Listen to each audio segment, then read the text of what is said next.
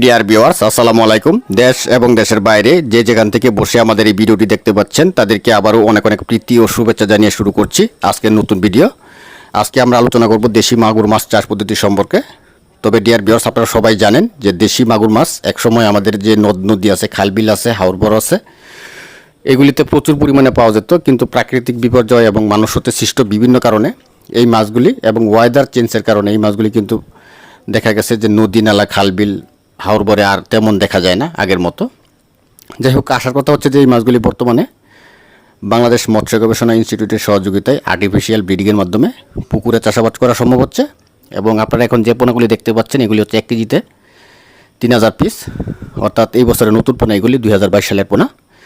যারা পুকুর, বায়োব্লক, button clean অথবা অন্যান্য জলাশয় চাষাবাদের জন্য ভালো মানের একেবারে 100% পিওর যে দেশি মাগুর মাছের পোনা আছে খুঁজতেছেন, তারা আমাদের ভিডিও স্ক্রিনে দেওয়া নাম্বারে যোগাযোগের মাধ্যমে আপনারা এই পোনাগুলি আমাদের কাছ থেকে সংগ্রহ করতে পারবেন।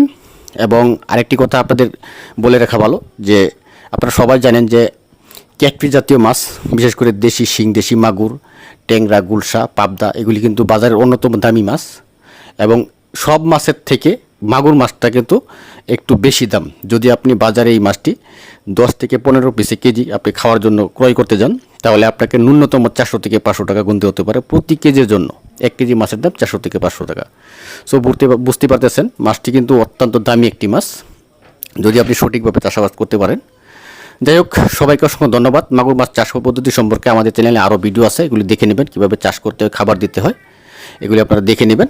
আর যদি কারো সমস্যা হয় আমাদের কমেন্টের মাধ্যমে আমাদেরকে জানাবেন। সবাইকে অসংখ্য ধন্যবাদ ভিডিওটি দেখার জন্য। সঙ্গেই থাকুন।